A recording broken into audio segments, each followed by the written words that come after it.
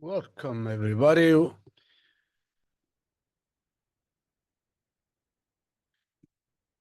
Hello, everybody, and welcome to another webinar of our series. Today, we're going to start the whole process from the beginning. Happy New Year, and let's begin this lovely sequence of webinars for 2025. We're going to start right from the beginning. We're going to do introduction into trading. This is the topic for today's Friday session.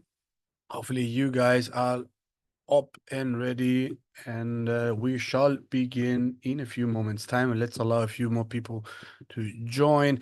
Please, guys, let me know in the chat whether you can hear me loud and clear, whether you can see the first slide of the presentation, but also myself on the top right hand corner. That's irrelevant if you can see me or not. The point is whether you can hear me loud and clear and see the first slide of the presentation. It reads out, the presentation slide reads out, webinar introduction to trading. This is today's topic. Please let me know in the chat, and we will be shortly on our way. I think I have everything set up, running correctly. Okay, perfect. Okay. So without further ado, let's get started. Introduction to trading, the first episode of our series, if you will like. Let's start together. Let's build up this knowledge bank with, specifically in this kind of session, we're going to go over a few key terminologies and slang, give you a brief introduction of how the FX market works, and leave you with a few questions of what kind of approach you can adopt when it comes to trading, what kind of style you're going to implement. That ultimately depends upon you and your own preference. We're going to talk about that as we progress through these slides. So this is the risk warning, but also a disclaimer alongside with it. I'm not going to read it out. The point here is that information in this webinar, contained in this webinar, is for educational purposes only. There's no investment advice or investment recommendation contained herein, and the redistribution of the material is strictly prohibited. Let's get started. So what we will go over in this kind of session, this is the agenda. We're gonna go do a brief intro into what Forex is, what it stands for, what things are encompassed around this kind of key terminology of this kind of market. We're gonna talk about it, terms, and we're gonna talk about terms and trading slang more specifically in general, key terminologies. What do they mean, and where you're gonna hear them being said out or laid out, and what do they mean? We're gonna talk about this. How much time you need to trade? That is a question you're gonna be asking yourself. We're gonna give you a few scenarios that kind of align with what kind of trader you could become, depending obviously on the time allocation that you are willing to, let's just say, commit to. We're going to do also, we're going to ask also a few questions that are going to help us understand and identify what kind of trading style you're going to adopt, what kind of approaches to trading are there, and which ones suit you best. And finally, we're going to talk about a few products that you can trade with Tivo Trade. Okay, so introduction to Forex. What is Forex? What does it work? You may have heard this kind of term before. At the end of the day, Forex is an abbreviation, so it's a shortening, if you will like, of two key words, which is the foreign exchange. So the first three letters of the word foreign, and the first two letters of the word exchange. You put them together, you get Forex. So foreign, when we talk about FX or Forex or foreign exchange, we're talking about the exchange of one currency with another. In a nutshell, that's the most basic explanation I can give you. Okay, so it refers to the exchange of one currency into a foreign currency, and this is done by using the quotations that are seen or found in the market, which are changing depending on information that rolls in, and also the psychology of traders, which are influencing the interrelationship or the price between two currencies, which you can exchange one for another at that specific point in time with that specific price. Okay, hopefully this is not confusing. Okay, hence the term Forex. It stands, again, as I said, from two words, foreign and exchange, FX or Forex.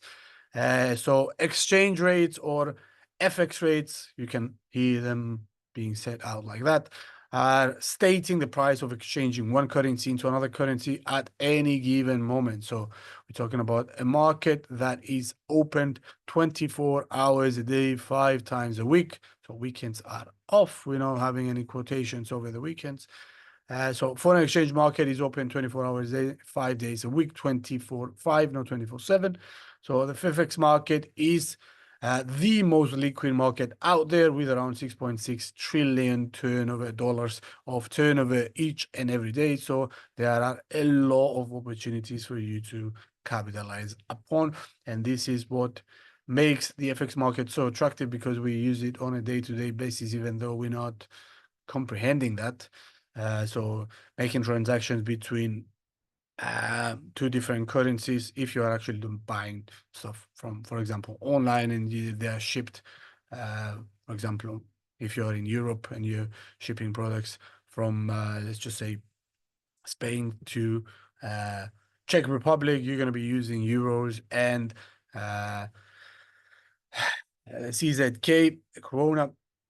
So you're gonna be exchanging one currency for another at that specific point in time with that specific kind of rate that describes the relationship of two uh, currencies, or in other words, two nations. Okay, so let's give as ourselves an example in order for us to understand exactly what we're talking about when we say we are exchanging one currency into another. So let's just say, for example, that we live in the United States and you want to travel to Japan for holidays. Okay, so the domestic currency of the United States is the United States dollar, and when you go to Japan, you're going to need Japanese yen. Okay, so from the get-go, we have a difference in exchanging value between currency and another. It's not the same thing with going, for example, from Georgia, Atlanta, in the United States to, I don't know, New York. Okay, you're using the same currency, you're using the domestic currency of the United States, which is the dollar. So you won't be exchanging your money into another currency in order to do your business. In this kind of case, however, we're going from the New York, California, or Utah, whatever that is, so whatever the place is, Arizona or Texas, whatever state you're living in, and we're gonna go for a trip in Japan, which they are using their Japanese yen. So you need to exchange, for example, a certain amount of dollars into yen in order to conduct your business. Excuse me, in Japan. So let's just set a few examples or recipes or two components from the beginning, from the get-go. These are the data we have in front of us. So before going to holiday into Japan, $1 equals 100 yen. And after a period of our holiday, let's just say we've been there for a month, the exchange rate between the two has gone from $1 worth 100 yen to $1 worth 110 yen. Okay, so we're going to talk about which currency has devaluated or appreciated over this period of time. If you bear with me for a second. Okay, so at the end of the day, we say that, you know what, we're going to be there. No, not a month. It's unrealistic. Let's just say we're going to be there for, I don't know, a week, and we want to spend, we're going to take with us $1,000.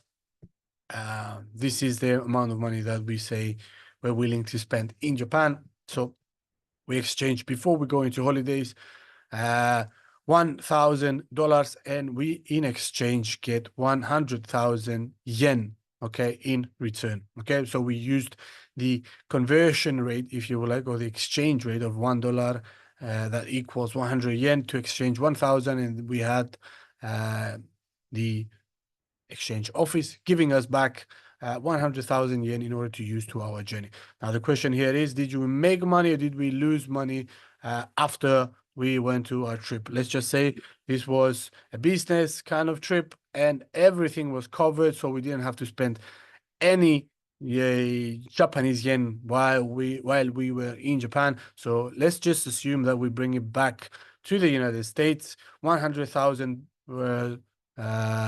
yen worth. Okay, so at the end of the day, Basically, what has happened here is that the dollar has strengthened because, as we just said in the prior example, $1 is giving us 110 yen now from the 100,000. So with each and every dollar, we're getting 10 additional yen, if you will like. So in this kind of example, we have seen the dollar strengthening or appreciating in value against the Japanese yen. However, this is not to our benefit, and you'll see why.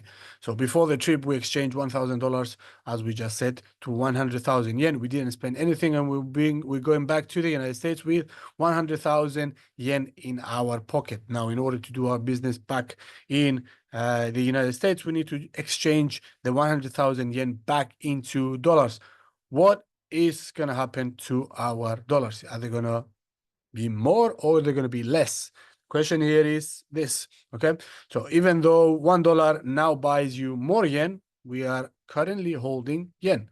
We're not going to exchange it more anymore because we have yen. So therefore, we're going to do the opposite transaction here. We're going to do the opposite conversion here. So since the dollar has appreciated against the yen, but we do hold yen and we want to convert them back to dollars, and the dollar has strengthened against the yen, we are having 100,000 in our pocket, if you will like, and we're going to exchange it using the new rate, which is $1 gives us 110 yen. So all you need to do is 100,000 yen, and you divide that by 110, which is the conversion rate, and now we're left off with $909. So in a sense, from this conversion alone, after a week before we didn't spend any money there, we come back with 100,000 yen, we convert it back into United States dollar. The value of the dollar has gone down, okay?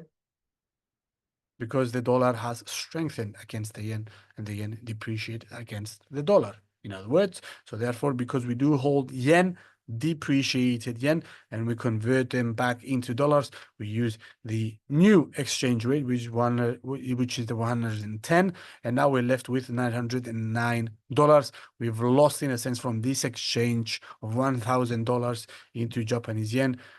We have lost $91, and this is what is going on each and every day with every transaction that takes place in the FX market, because we have seen this kind of interrelationship between these two currencies changing at any given point in time, depending upon situations that do arise across the markets, whether that is due to economic and financial news, or whether that is to a geopolitical event, or whether this is due to a monetary policy decision of a central bank, or whether this is because of, let's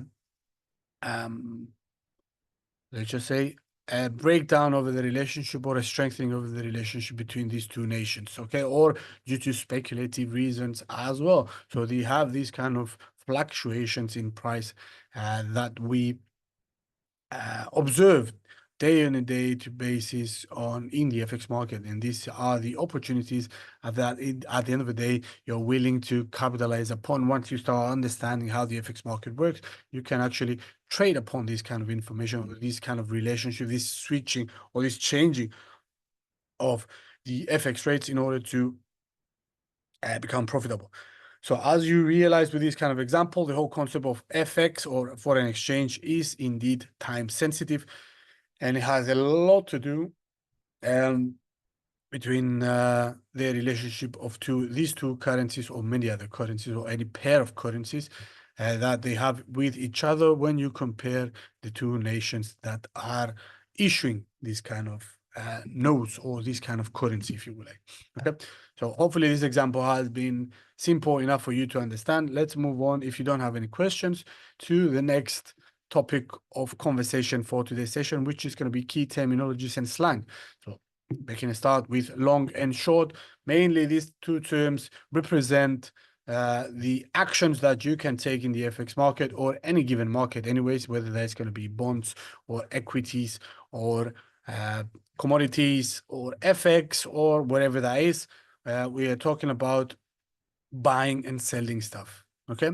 Buying and selling instruments, or at least speculating on what is going to happen. Okay, so long means buying something, and short means it means selling something. Okay, that's pretty much it. This is what long and short is. When you hear someone say, "Oh, I went long WTI," which is crude oil, that means he has bought contracts, futures contracts, more specifically for WTI, for crude oil, because he or she thinks that in due time, in an X amount of time, the price of crude oil is going to appreciate, and you're going to capitalize upon the difference of price by buying this kind of contract. In a sense, you buy with the expectation that that specific instrument is going to appreciate in value.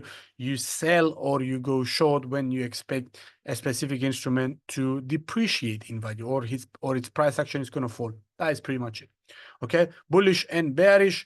Bullish and bearish are two generic kind of terms that you're going to hear pretty much each and every day when you trade the markets. When someone says he's bullish or she is bullish on euro dollar, that means that she or he is expecting the appreciation of the euro against the United States dollar. So in a sense, when someone is bullish, most likely is buying something or is going long, whereas bearish is obviously the complete opposite, which is when someone says, "I'm bearish on US equities," that means he expects or she expects to see the price of the US indices, okay, falling in price, depreciating, devaluing.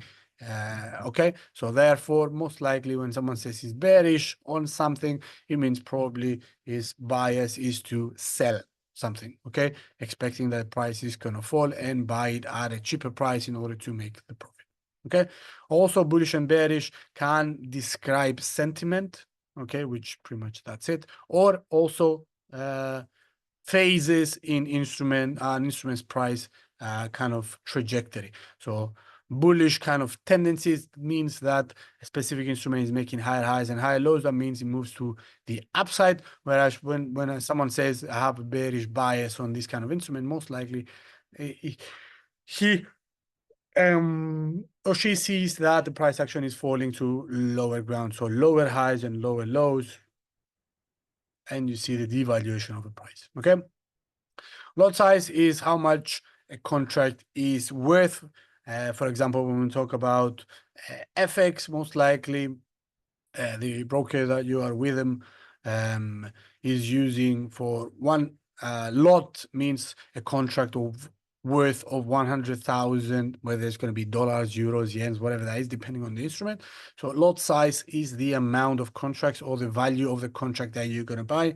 So in FX is 100,000 and the currency that you're buying, or in for example gold, it's going to be 1 ounce, okay, approximately 29 grams of gold for each and every contract, okay, that you're going to buy. So lot size is this. You're going to see it probably when you open up your trading platform, and when you want to execute an FX order, more specifically, you're going to see how many lots you want to in a sense buy or sell. So keep that in mind. So when you buy 2 lots, for example, you are trading with 200,000 worth of, let's just say, euros or dollars or Japanese yen or Australian dollar, whatever that is. Okay, so 100,000 worth of the domestic currency or the quarter currency that you're buying. Okay, so majors, minors, and exotic pairs, they are referring to, again, FX, exchange rates. So the relationship between currencies. So major currencies have the United States dollar on one side or the other. So we're talking about euro dollar, pound dollar, Aussie dollar, Kiwi dollar, the Swiss franc against the dollar, the Japanese yen against the dollar. All of those pairs are major. Most of them are 7. Have the United States dollar, the world's reserve currency, if you will like, on one side or the other of the relationship. Okay, so minors are pretty much all the other 7 most populous kind of currencies, excluding the United States dollar, and you also call them crosses. So for example, minor pairs is the euro against the Japanese yen. You know that euro JPY it doesn't have the dollar on either side. So if it's from a major economy, so from example, from Australia, Japan, New Zealand, uh, Switzerland, Eurozone, the United Kingdom, and Canada. So 7 nations. If you see the relationships of these 7 nations' currencies with each other, most likely you are looking at a minor pair that we like. That's what we call them. Okay.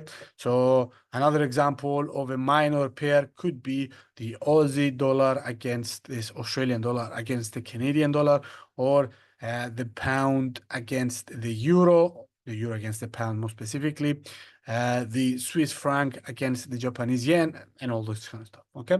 So when we're talking about exotic currency pairs, however, we're talking about the dollar once again being on the one side of the equation or one side or the other, either to the quote side or to the, what is the other one? I'm blanking out right now. The base and the quote currency, the base or the quote side. So it's the dollar against, for example, the Brazilian real or the Russian ruble. So not currencies from not the 7 most, let's just say, most popular or most advanced economies that we have, the ones that we mentioned. So dollar against the Singaporean dollar, once again, the United States dollar against the Singaporean dollar, or the United States dollar against Mexican peso, or the United States dollar with the Swedish krona, or the United States dollar with the South African rand. Okay, those are exotic pairs, most likely the ones that don't have much um, liquidity compared to the major ones. Okay, so hopefully this has been informative enough. So hawkish and dovish, most likely these terms you're going to hear them out when we examine the rhetoric, if you would like, of uh, policymakers. So when policymakers are the people that set up monetary policy decisions, or they have practices from major central banks such as the Federal Reserve or the Bank of England or the European Central Bank or the Bank of Japan, or etc., etc., etc. So hawkish and dovish are describing how much aggressive the stance of these policymakers are, or the decision of the policymakers is. So hawkish means just like the animal, the hawk, that has talents and it's attacking its prey. So we're talking about something being harsh. For example, hawkish monetary policy is raising interest rates, which is in a sense restricting the flow of capital in that specific economy. Whereas dovish, it comes obviously from the bird of prey, which is the dove, which represents calmness, if you will like. So dovish rhetoric or a dovish monetary policy decision means that it's not as risky, it's not as harsh. Most likely, most of the times, is tied to looser financial conditions, means that lower interest rates in order to promote growth, etc., etc., etc. So hawkish is aggressive, dovish is more soft, if you will like, when we are explaining or describing the stances that these kind of policymakers and central banks are taking. Okay, pips stands for percentage. In percentage, this is the lowest or the smallest percentage, not percentage, but nominal change that you can see on FX pairs. So we're talking about a change on the fourth decimal place of a major exchange rate, or not major, but pretty much all except the Japanese yen, which is quoted in 2 decimals. So pips are changes on the fourth decimal place. So for example, you're going to see here, it refers to the changes in the fourth decimal place of any major currency, with the exception being the Japanese yen, which is quoted on the second decimal place from the majors at least. So it stands for pip in percentage in points. So this is the visual illustration. Hopefully you can see my mouse pointer. You can clearly see here. So 0.0001. So the fourth decimal place is what we call a pip. So the third is the point, and the fifth, if we go one back, because you see many currencies being quoted in 5 as well, decimal places. The fifth one after the one here is what we call the pipette, okay, the smallest change that you could see in a sense on an exchange rate between the two currencies. So if for example, when traders say price has increased by 1 pip, they mean that the price action has went up by 0.0001. Now, if the price went up by 10 pips, it looks like this. So it's 0.0, excuse me, 1, and this is what we call a point. Okay, so on the third decimal place, 0.123. The third decimal place is the point. The fourth, 0.1234. The fourth digit is the pip. Okay. So, other key terminologies explained here. Safe haven, we're talking about, in a sense, assets or instruments that traders are flocking towards to, they're moving towards to, they are allocating money into when we are seeing periods of political instability or geopolitical instability, for example, during wars or armed conflicts between nations. You see safe haven assets receiving inflows, and examples of safe haven assets are, for example, gold, which is the most seeked out kind of instrument when you see unfavorable market conditions arising. So, for example, an economy being in a recession or a war or a trade war between two nations, you tend to see investors flow or stock markets crashing. You see investors taking their money out from other asset classes and they pour it into safe haven assets such as gold or silver or the United States dollar or the Japanese yen or the Swiss franc in order to safeguard their portfolios, if you will, like, or safeguard the value of their money or their other assets, okay, by buying gold. So bid and ask, and also spread. Bid is the price the exchange is giving you in order to buy something. Ask is the price you are probably going to take when you are selling something. So bid and ask, fundamental components of trading. So learn about them, please. There's nothing to learn actually, but to understand which represents what. Okay, so bid is always lower in price compared to the ask in order to have the spread to make money. Obviously, those are actually providing these kind of services to you. Spread is the difference in a sense between the bid and ask. That's it.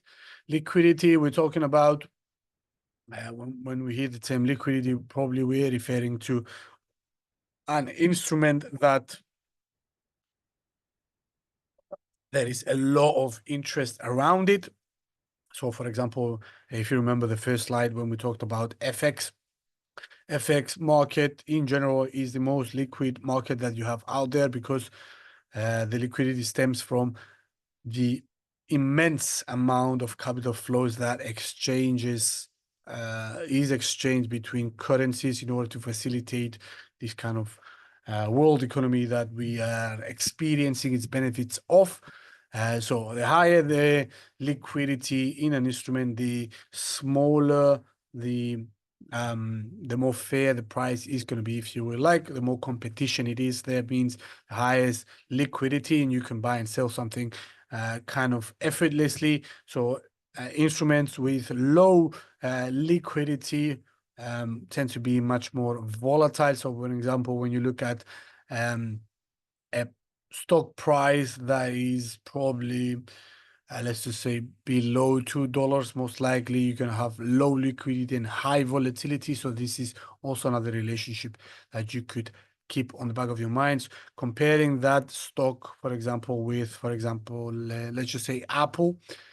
Apple stock is one of the most seeked out kind of equities or stocks that investors like, and therefore they trade a lot. So there is high liquidity, but there is also at the same time low volatility. That's why you don't see big jumps of price action, because the more well liquefied the market is or that instrument is, the less volatility is going to be, because buyers and sellers are meeting up and they are agreeing on what price they're going to exchange their money for the equity, or the equity for their money back.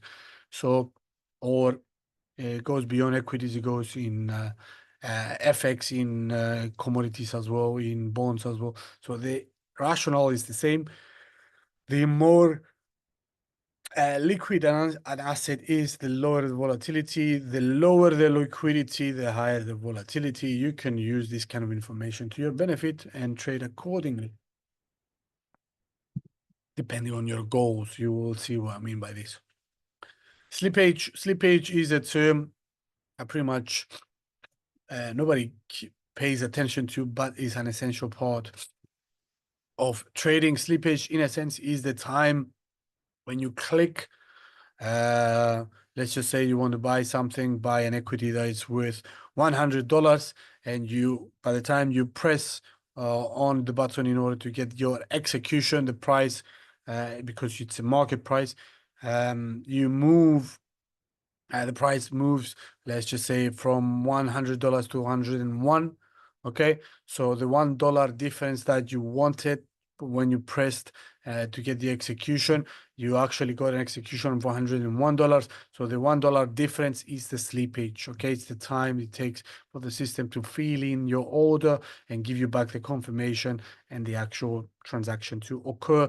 There is minuscule time delay between what the time you press on to buy something and when it actually gets executed. So unfortunately, you get slippage with this because it takes a small amount of time in order for your order to get filled. You're most likely going to get a difference in price. Except if you're using a limit order or a pending order that you set there, you say, you know what, I want to buy at 100. If it drops to 100, get executed. If it doesn't go to 100, it goes to 101, 100 dollars and 1 cent. You're not going to get an execution. So you need the $100 to be hit in order to get an execution. Okay. So risk on, risk off. Another two key terminologies. Risk on means the market is describes the sentiment of traders. When you hear someone say traders today are putting their risk on hats, that means they are not willing to take excessive risk. That means they are safeguarding their positions in anticipation that something wrong might happen, or an unfavorable event is going to take place, which is going to distort the picture. Therefore, they adopt a cautious kind of approach, whereas risk off means they're taking the risk off, so they're risking more in a sense. They're not paying attention. They're not being no doesn't mean they're not paying attention. They are being risk prone towards risk. They're willing to bet money. They're willing to take on risk. They're not safeguarded. They're not controlled, if you would like. Okay, so these are another two. Okay, so moving on to the next slide. If you have questions, please send them through, guys. If not, I'm gonna keep going. So how much time you need to trade? This is a question you need to ask yourself, and this is ultimately dependent upon how much time you're willing to put into trading. Okay, so for example, if you're willing to spend 1 hour a week, most likely day trading is not for you. Okay, So a long-term kind of approach or long-term holding kind of strategy is the most appropriate to you. So you log in once every 1 hour each and every week to check whether your positions are going to the right direction or not. For example, if you're willing to allocate, you want to do it full time and you want to allocate 4+ hours when it comes to trading, studying, but also executing, most likely scalper approach is going to be your preference, if you would like. So in a sense, a scalper is someone that buys and sells um, instruments in the market within small time frames. For example, not small time frames, in short amounts of time. For example, you buy something now and you sell it in 30 seconds or in a minute or 5 minutes. This is what we call by scalping. Ideally, it's under 2 minutes. So fast and small number, or excuse me, large or small number of executions, but with definitely short time frame of executions. Okay, so you're buying and selling quickly. So a day trader is someone that could be allocating 2 hours per day to trade the markets, and for example, could have a position open, for example, for half an hour, 1 hour, 2 hours, 3 hours, or within the trading day. So you buy and sell something within the day. Okay, that's another path or another template or a mode of trading that you could adopt. Swing trader is someone that trades not as often as a scalper or a day trader, but certainly much more times and much more shorter time frame compared to the position traders. So swing trader are uh, people that, in a sense, are attempting to capture large, predictable phases of an instrument's price journey, if you would like. So they could be having a position open 1, 2, 3, 4, 5 weeks. Okay, and they go from long to short and short to long, and they, in a sense, surfing the market if there are opportunities anyways. And swing traders are usually allocating 30 minutes to 1 hour or 2 hours per day doing their research and their analysis and executions.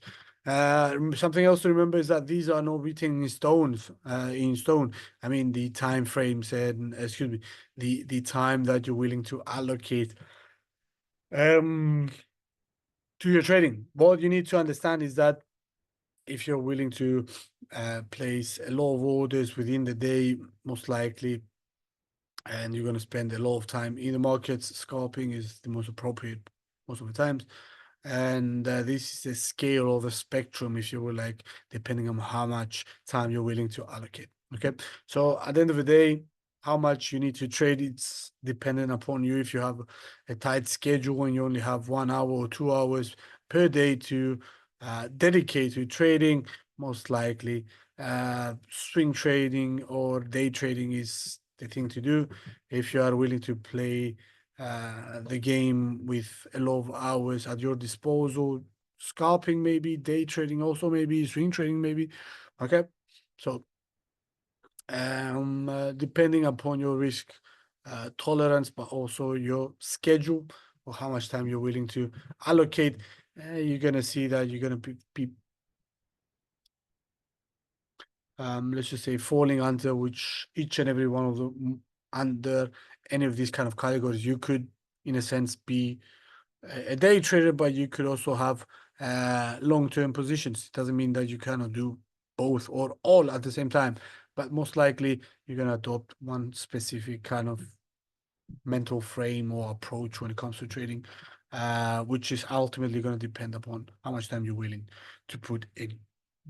Okay.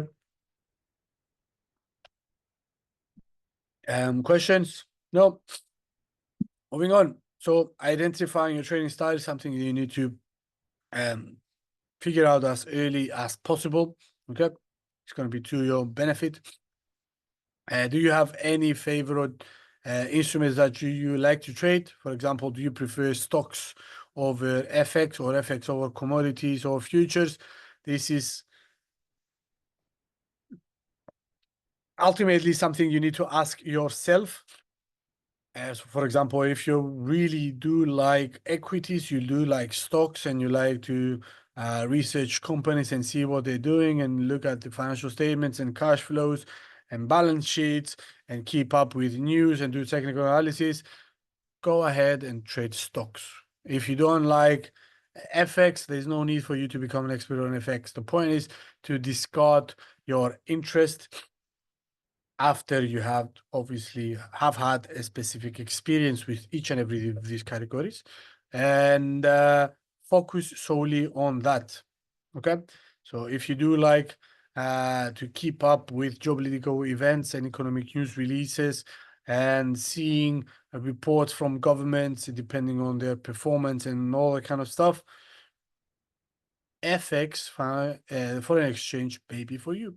Okay, so if you're not interested in this and you would like, for example, to keep up with what's going on with gold or silver or precious metals or commodities, for example, cocoa futures or cotton or coffee futures and all that kind of stuff, you like to look at weather conditions and supply and demand kind of levels, but also stockpile data, commodities may be for you. Okay, so you need to understand which things you are, which instruments or which asset classes are of interest to you in order for you to fuel or feed that curiosity and learn as much as you can and hopefully trade effectively using that information.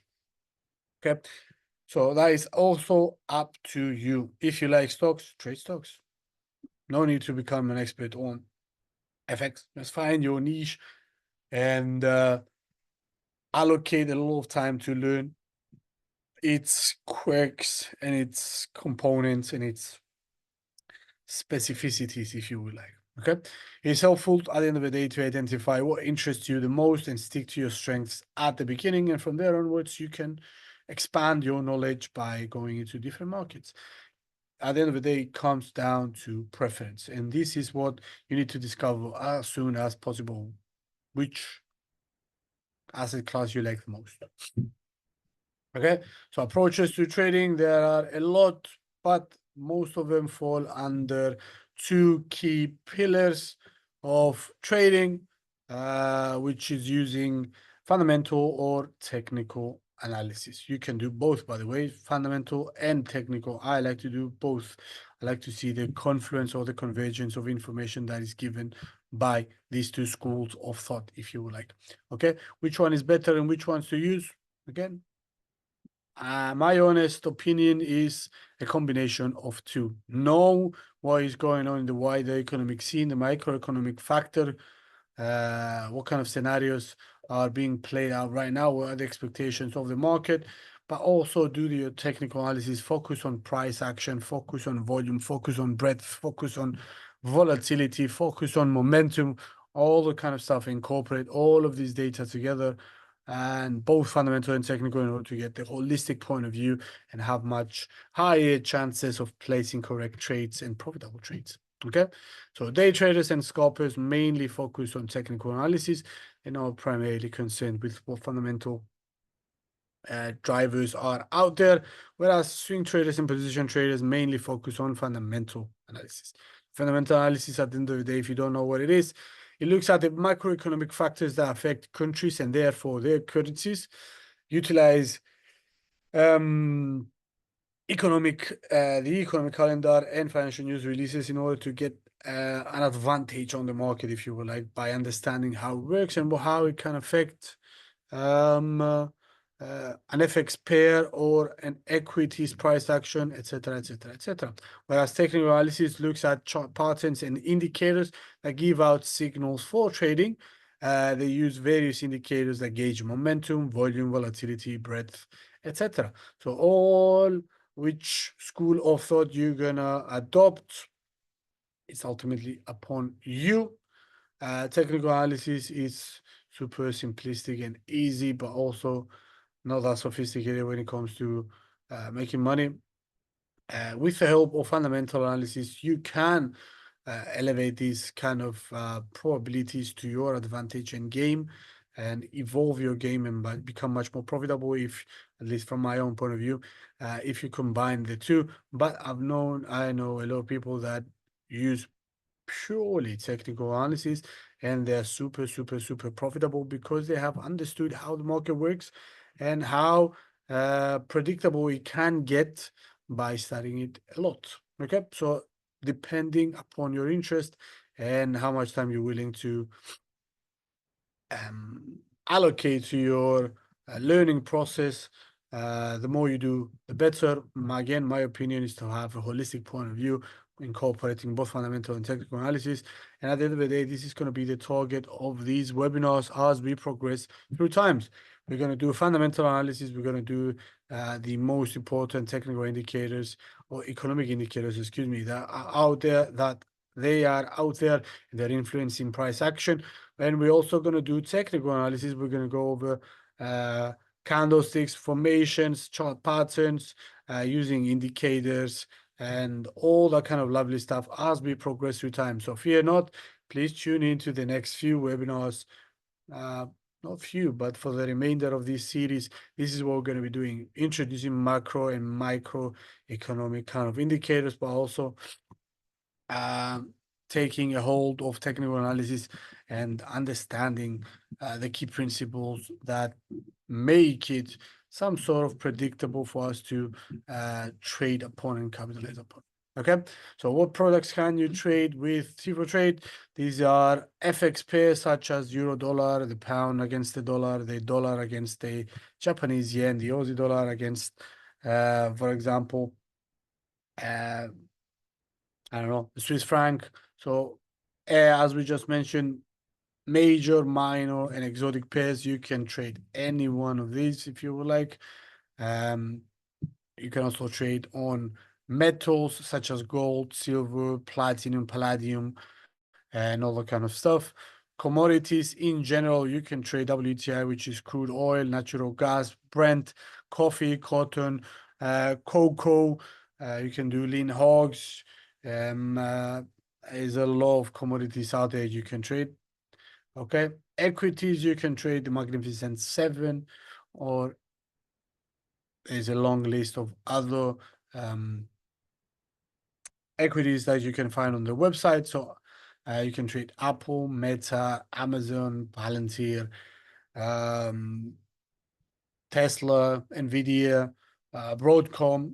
Is a lot, or I don't know, Disney, whatever you like. There is on the website. You can see the list there and trade equities.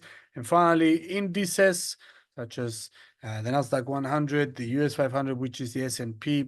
You can do the French CAC 40. You can do Shenzhen. You can do Shanghai, the Chinese ones. You can do the DAX, the German one. You can do FTSE 100, 250, 350 from the United Kingdom. You can do the 6 for the.